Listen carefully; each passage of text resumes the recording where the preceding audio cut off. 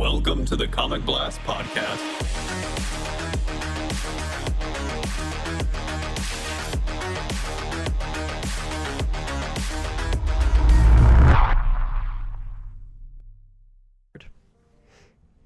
We good? Yes, I am Just indeed recording. Let's go. What's up, and welcome back to the Comic Blast Podcast. Today we have Jess and Cole. Grayson is busy, so it's Jess and Cole, and Keenan being the one that's speaking. Thank you guys so much for listening. It's been quite some time since we had an actual real episode. Grayson and I did a little review for the first Spider-Man movie because we're doing like our whole series for that. So go check that out if you haven't already. But today we're here to talk about Loki and Loki only. I have a lot of thoughts on this, as I'm sure you guys do as well. So where should we start? We could start. Hold on. Are we doing spoilers at end? I feel like we need to just go for spoilers at this point. Okay. Got There's it. this whole thing with like the Disney Plus shows where spoiler warnings do not exist apparently. And as soon as a show comes out and an episode comes out, everyone's just talking about it on the internet. This is with every Disney Plus show so far, at least for me, like the day of or the day after an episode of a certain show, like whatever show comes out, like the social media accounts of the marketing teams like broadcast like stuff from the new episode, and like it's all spoilery stuff. And I like even the actual shows. I'm like, okay, well, I haven't seen it yet. Jeez, come on. Stay now. off of like, if you're like watching and trying to keep up with the Marvel shows and Star Wars shows, stay off of the Twitter trending page. Because literally, like, there's 10 things with like characters that showed up and things that happen, and I'm just like, oh my god. And it sucks because like we're on the East Coast, just like Central, but I mean, we don't get to stay up till midnight because. At least I don't stay up till midnight to watch these shows because it's 3 a.m. for us over here. So it's pretty brutal. So I'll wake up in the morning completely forgetting about the episode coming out, and I just like go on Twitter. It's like my routine in the morning, and I'm just like, freaking crap. Like I had to click on that. But we're pretty much going to do a series review as opposed to just the last episode. I think we're mostly going to talk about the last episode, but because we haven't talked about any of it yet on the podcast, I figured we'd get into the whole thing. We could talk about where it kind of ranks in the MCU for us, or where it ranks among the shows that have come out thus far. But I'll just say like just real quickly, I enjoyed the show a ton. It's one of my favorite MCU things, and it's hands down the best Disney Plus series that they've done. Surprisingly, because it was my least anticipated of the three. I definitely have to agree. I don't think there was a single episode. And okay, here's my opinion on it. Like, I think the last episode was my least favorite episode, but just because what they had to do with it to set up Phase 4 and like Ant-Man and Doctor Strange and everything, so I get it. And also the post-credit scene kind of saved it for me. Because at first I thought, wait, this is where we're leaving it? This is what we're going off of? I was like, no freaking way. And then, but definitely my favorite when it comes to the shows. WandaVision was great, but there were definitely some episodes in there that were like less visually pleasing and slow. And Falcon Winter Soldier, I mean, it just didn't have enough where we needed a second season. There wasn't anything left for us to do with that. So overall, obviously, I love Loki and Tom Hiddleston. If you're listening to this, you're more than welcome to ask me for my number. He told me he was going to listen to this one. Actually, Tom's in the other room right now. If you want me to bring him out. My absolute favorite. There is no, and I know that everyone will agree with me on this. There is no one better for that role other than him. Yeah. He lives for that. I mean, it's so good. It's just so good. Yeah, there's my 2 cents. But yeah, I mean, I basically agree with both of you. On my end, though, with with the 3 shows, that was the one that I wanted to see the most, because Loki is one of my favorite MCU characters, specifically because he is more of a talk than walk character. Kinds of media that I enjoy the most is when it's all like philosophical talk, like you're always like exploring your morals, like 2 dudes just sitting in a room talking about life, stuff like that. And I feel like Loki is one of the more interesting characters in that regard, especially because he makes you like he doesn't just like talk about life, he makes you think about it, but like in a bad way. And it's just I love it when he makes the other characters question their morals. And I mean, over time he's kind of turned into more of a gimmick character, but I think this show really brought back his what is it, like, special charm, I would say. But yeah, I really enjoyed it. It's my favorite show out of the 3. And honestly, when you asked earlier on the best way to start, passing this, I would say the best way to start about talking about Loki is how it portrayed itself when it first came out. Like maybe the whole atmosphere around it, what we all thought, like, initially when we saw the first episode. Like, what did we feel when we were just like, oh, we're first getting into this show? Like, how do we feel about this, you know? It was not what I expected at all. The show, like, when we saw Loki take the Tesseract and we're like, oh, okay, that's what they're gonna do with the series. He's just gonna like be hopping around and just, you know, causing problems across, like, maybe, you know, different places in the universe and whatnot. And it turned out to not be that at all.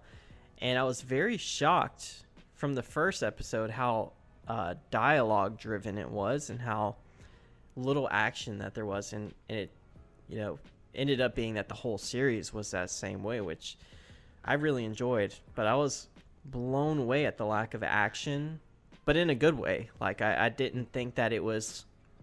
I wasn't ever bored wondering when the next big action set piece was going to come. And I almost had this fear that the 6th episode was going to turn into this giant epic action set piece the way that WandaVision did, which is a reason that I felt like I didn't really like that show as much, because there was a lot of really good setup and it just turned into a big MCU fight fest. But with this, it was literally, it ended with Sylvie, Loki, and Kang just sitting there and having this conversation and going through this dilemma. And, you know, who can I trust? Can I trust this guy? You know, can Sylvie trust Loki? Should we believe Kang? Like, all these different questions going on in my head. And I was just like feeling where I was at a point where I could see both sides of each character, and it was just something that was so refreshing and I think needed in the MCU for quite some time. So yeah, just the overall, like, impressions, specifically like early on in the show, I was just shocked at how dialogue driven it was, how much the center of the show is just, you know, usually 1 or 2 characters going back and forth discussing their ideologies. And it was really refreshing to see that. I think that a lot of that has to do with the chemistry of the cast.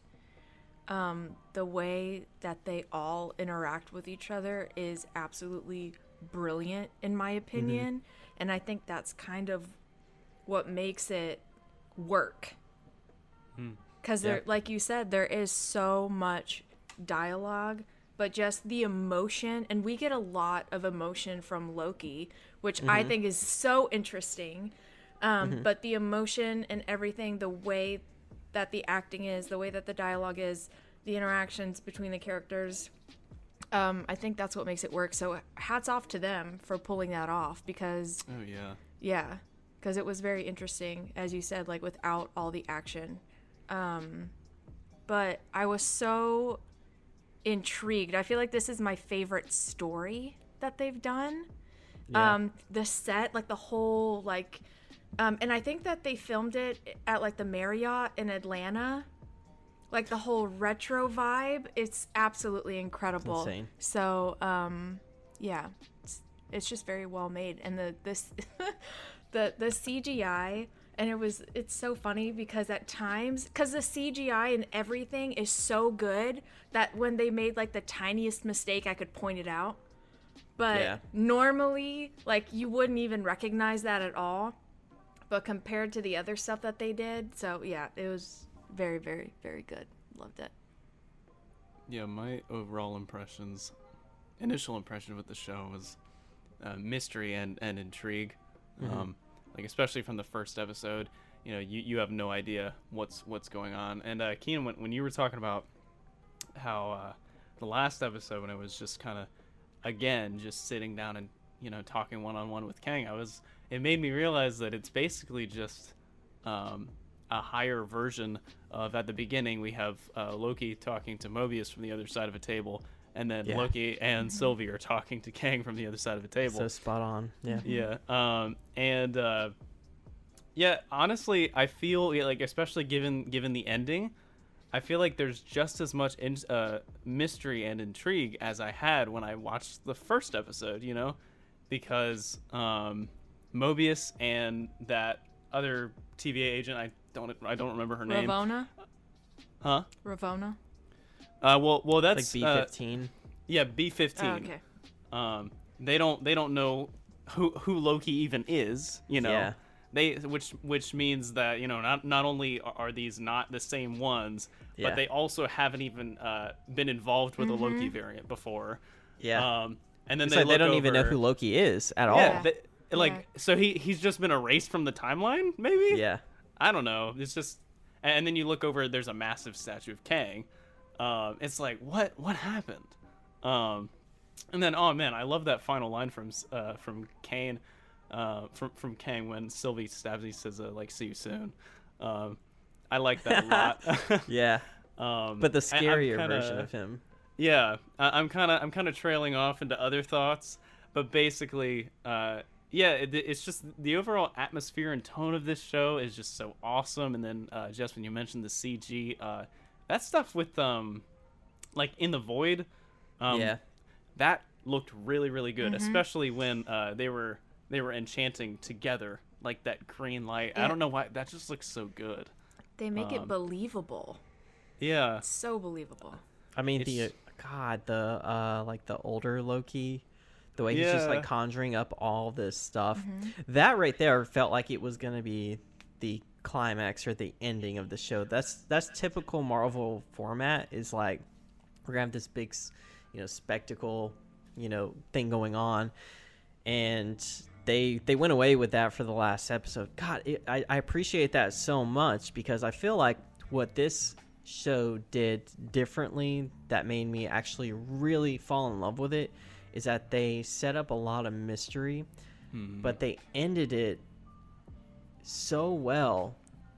And I don't feel like the other two shows did that so well. I don't think that they nailed the landing, because it felt like those shows kind of lacked consequence, and this one was very consequential to the rest of the MCU and how that's going to play out. And that's just really what I appreciate, because like, I loved WandaVision up until about those last two episodes, and I love Falcon except for probably that last episode, just because I didn't feel like they nailed the landing. But with this one, they definitely did. They knew what they were going to do. And I did not I thought that this was just going to be, you know, when the Loki series got announced, I was assuming this is just a way for Loki to go have fun off in his separate little thing that has no ramifications on the current timeline that we have in the MCU. And I was wrong. It ended up being the most consequential out of everything that we've gotten so far. And that's why I really wasn't looking forward to it that much. I'm like, how's this going to affect the MCU really? Because he's off in this own little separate timeline, and now we have, you know, the multiverse, and it's expanding, and there's just so much to look forward to and so many possibilities. And for that, I appreciate this series. I appreciate I think it's Kate Herron who is the creative director, and Loki, or Tom Hiddleston. Obviously, he was actually an executive producer on this. So obviously they gave him a bigger or more expanded role. So hats off to all of the people in play with this show. It's just, it was spectacular. on top of that, I have to like give absolute kudos to Natalie Holt, the composer, like for the score. Right? Man, love that score. Yeah. It's great. Yeah. And when they walk into the castle and that Yeah. theme music's playing, freaking amazing. I'm gonna mention this real quick before I forget about it. I told Grayson this after the last episode came out, that and you have to excuse my words here because I feel like I'm not gonna be able to convey this properly, but Loki was the first like villain to kind of tease and lead us into Thanos, who was the first big bad. And now he's also the same one to lead and tease us into Kang, who I'm assuming is the big bad. Yeah. You know, so I feel like it kind of flip-flopped here, but now like Loki's, He's I would that say bridge. like, yeah, you know, he's not doing too. I mean, like morally, I would say he's a lot better than he used to be. Man, it's so weird, like because this is the Loki straight off the heels of the Avengers, you know. Yeah. Where he had a lot of character development to do, and then going through all that stuff in the TVA, and then meeting Sylvie, and you know, bonding with Mobius, stuff like that. We really just skyrocketed his character arc, and then passed it to where he changed. Even then, there were so many good scenes, like so many amazing emotional scenes for him. Him and Mobius hugging. I was like, Yeah, yeah. oh my god. And then when he's going through all of his like all of what's supposed to happen in his life, you know, like what, like figuring out that his mom dies, and then like seeing him and Thor bond, like Thor like openly accepting him as his brother, and then seeing Odin like call him like his son and stuff like that. Like that, just watching that is so good. And Tom Hiddleston, man, watching him, like he's just literally sitting in a room, probably in a green screen, just like with emotions. He did such a good job. His range is crazy. The ending, I felt so empty inside when Sylvie just sent him off into that, you know, other timeline, and he's like, he's alone now. I'm like, this is the most alone he's ever been. This is the thought that I had, because you saw his face after like Sylvie pushed him through, right? I'm going to guess that because this is what his face tells me. He's like, this is what it must feel like to get betrayed by somebody you love. Ooh, because I've done that all my life. Yeah, you know, and I'm like, oh man, he's learning all sorts of stuff in 6 episodes. That's amazing. I never really thought about that, because for his whole life he's been the one who's stabbing people in the back, and he really bought into, you know, they have their kiss, and she ends up, you know, being the one that stabs him in the back, and he got a taste of what it really felt like. That's a really good point. I never thought about that. The only person to really do that is a different version of himself. Yep. Ironically. So what did you guys think of this version of Kang? This is Nathaniel Richards, the super genius, who is probably the least evil of everyone. I was expecting him to be like this big evil guy, but he's really just a smart guy, and I understand his reasons for doing what he did, as crazy as it may sound. But he really was kind of putting, you know, order, because we're going to eventually see the worst version of Kang, the most evil version of that character, and I think he's going to be really badass just based off of like what this version was able to do, and we have yet to see like his full potential as just like this evil super genius who can time travel. But what did you think of like this version of Kang? I thought that there was a lot of really quotable lines that had some like good punch and impact, but I love like the whole thing about him saying that he basically paved the road for them, and they just walked right into it.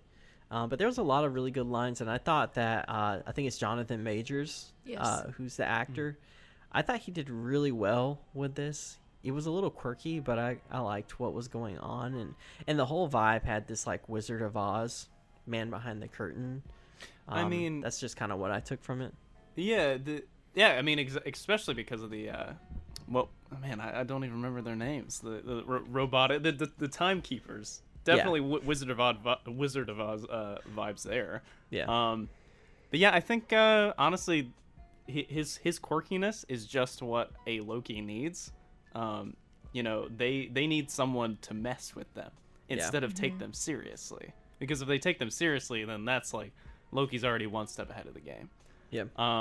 As for what I think of Kang, I mean, I can't say that, you know, I like this interpretation over another one because, you know, as opposed to my knowledge of DC, my knowledge of Marvel is unfortunately a little limited.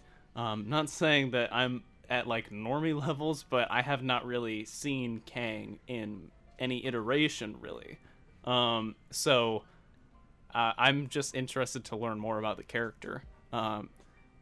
Ever since I saw him in the show, I was like, I did recognize his character design. You know, once I saw like a formed version of himself, and you could see like the helmet and stuff like that, I was like, oh, that's Kang. Like, oh, it's okay.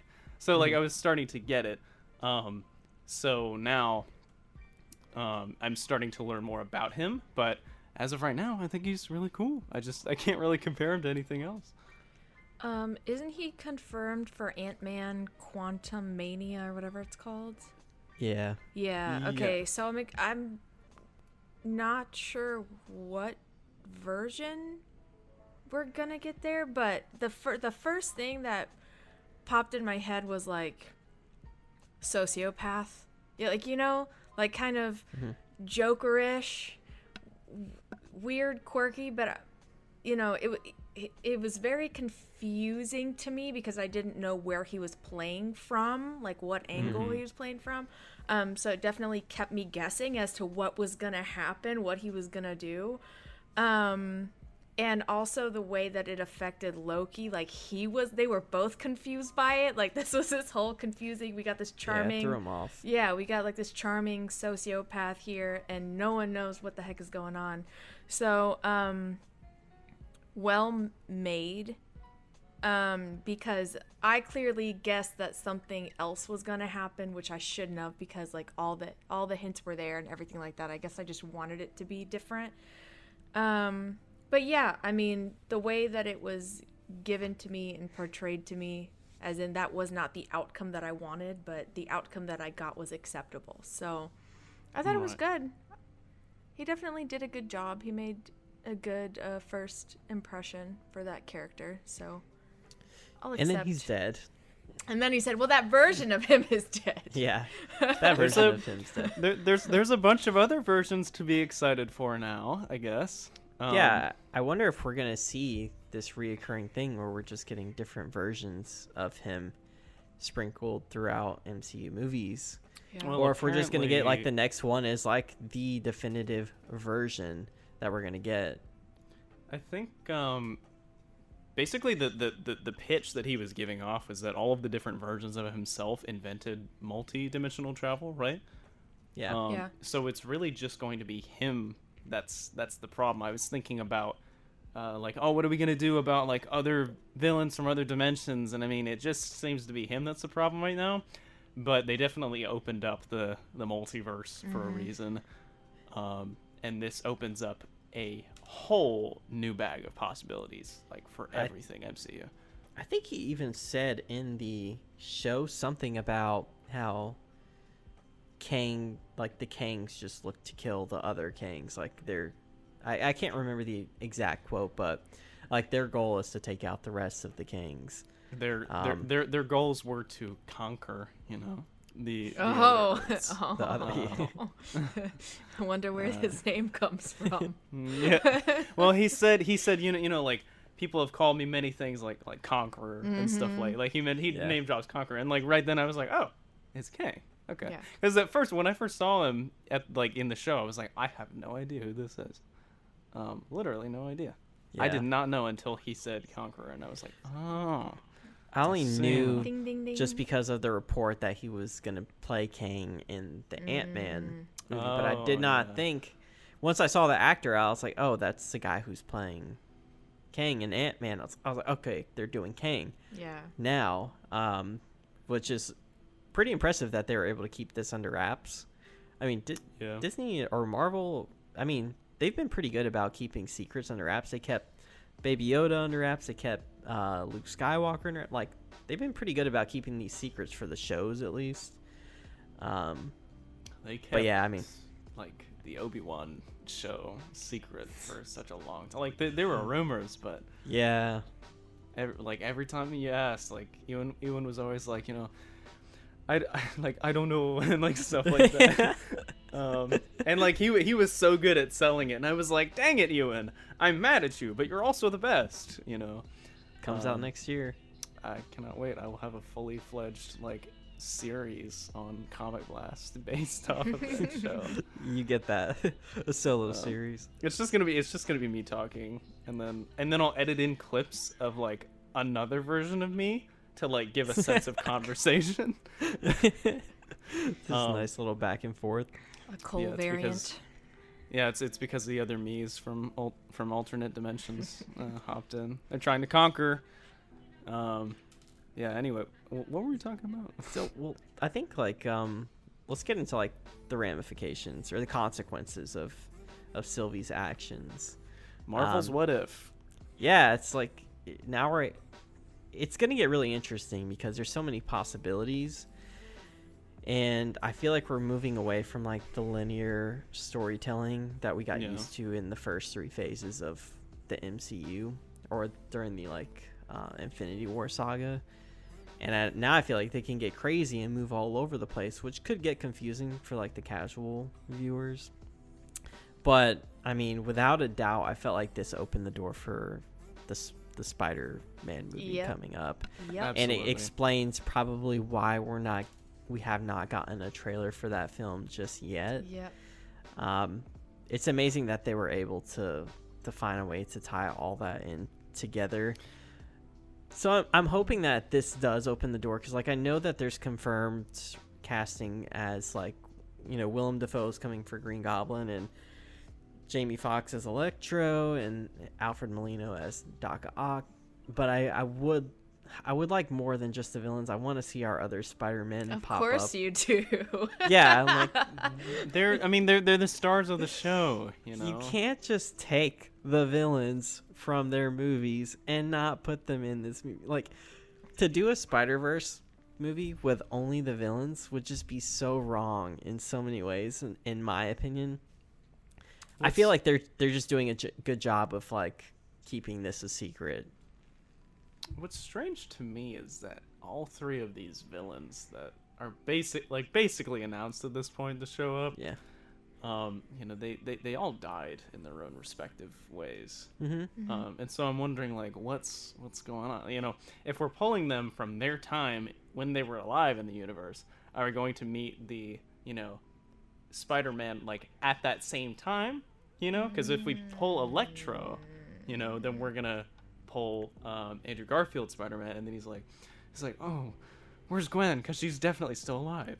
You know, I think that this opens the door for those specific characters not existing in that timeline from those movies. So you have like, because Jamie Foxx, like when he got cast, he immediately went on Instagram and did like a big no-no for Marvel, and he was like, I'm back, and this time I ain't blue, like, you know, did that whole thing. So I don't think that that's the specific one from Andrew's movie. Like it could be a completely different timeline, same character, that does not, you know, coexist with what happened, the events in that movie. So that's just what I'm guessing, is that they're just kind of like variants of the same people. Yeah. And so you're getting a different version of that character. There's no one to govern over the variants anymore. No, and that may be a thing for Doctor Strange and Spider-Man to tackle. You know, maybe Doctor Strange is like, hey, we got all these variants of villains.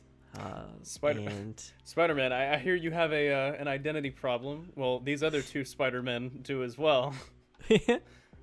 So he pulls them through, and then like Spider-Verse 2 comes into it. Should be crazy. I feel like this movie is gonna be something else, but we're opening up a whole nother bag here. Yeah, I mean, that's exactly what Loki did, though. Isn't it crazy? God of Mischief energy. Yeah. Yeah.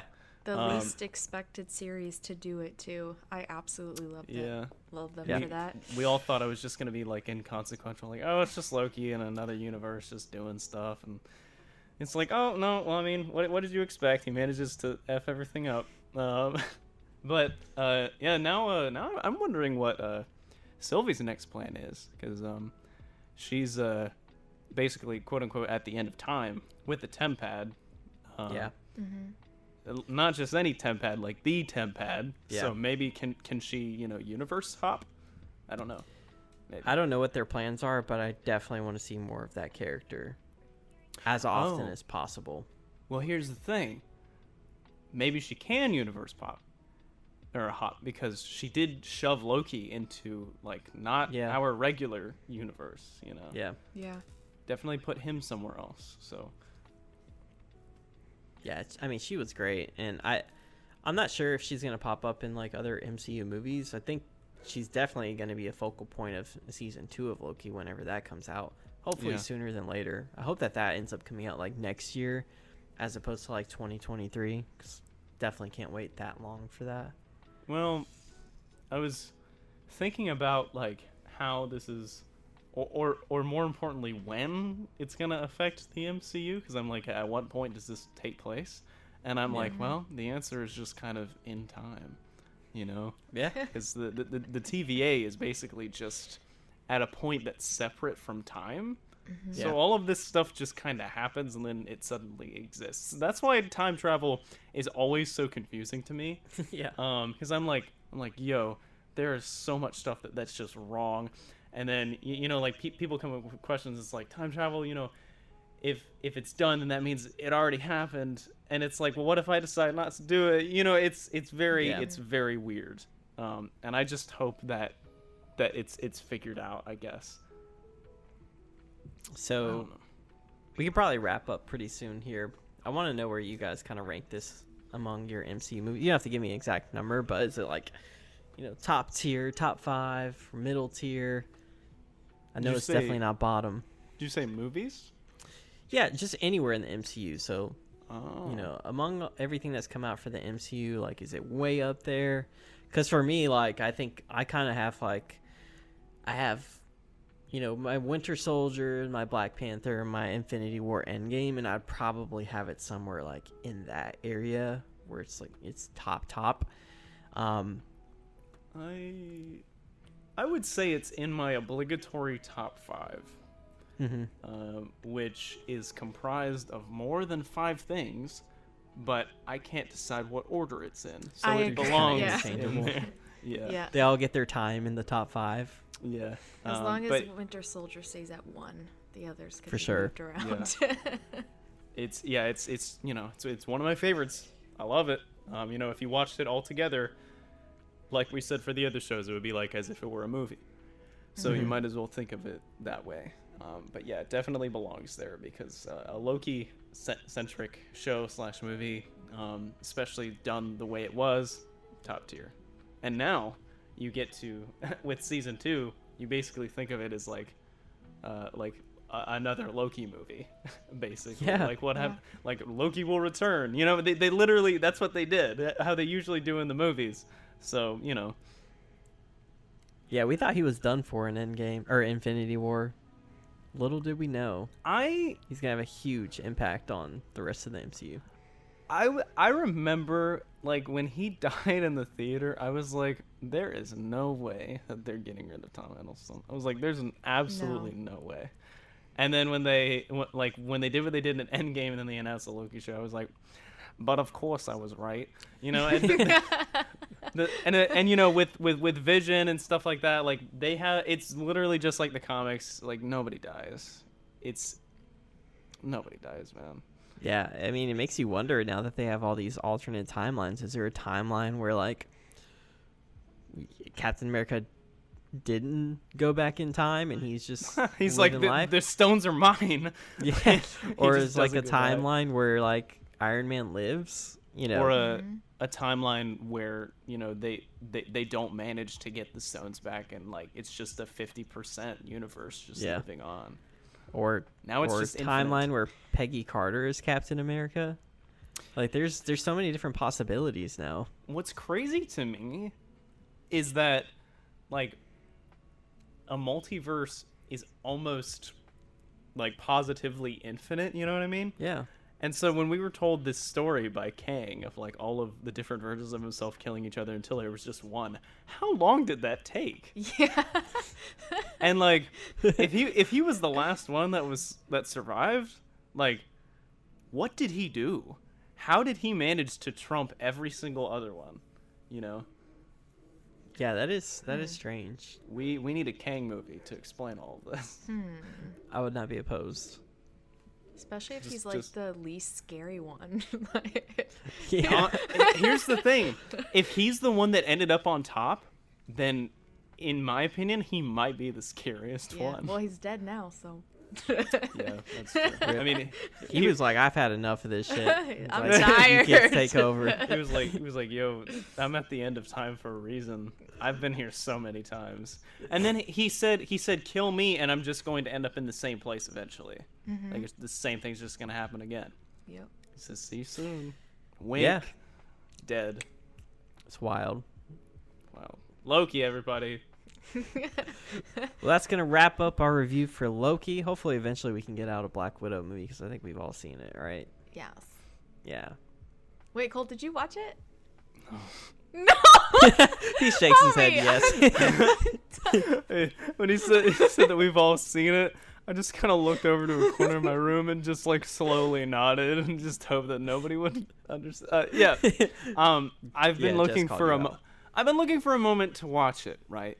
It's just I've been really, really under the weather the past couple days, and I'm just like I won't even be able to pay attention to it. But yes, I will get to it. I'm surprised that I haven't been spoiled for virtually anything for the movie. There's not really much to spoil. No. Well, I heard that the post-credit scene was a spoiler, and Meh. that it was pretty cool. I mean, It's okay. Is it better than the? I remember Jess telling me that it was better than the movie. The post-credit scene? Yeah. Yes. Oh, yeah. Oh wow. That For real? the movie is the thing is like the Both movie's of like you. kind of middle tier for me. It's not like the worst, it's not the best. Is it just standard Marvel formula?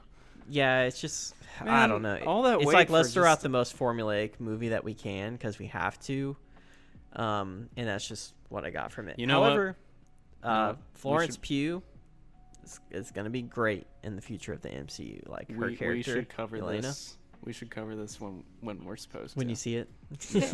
Well, no, like it's when fine. we're supposed Like to would have been a week ago. yeah.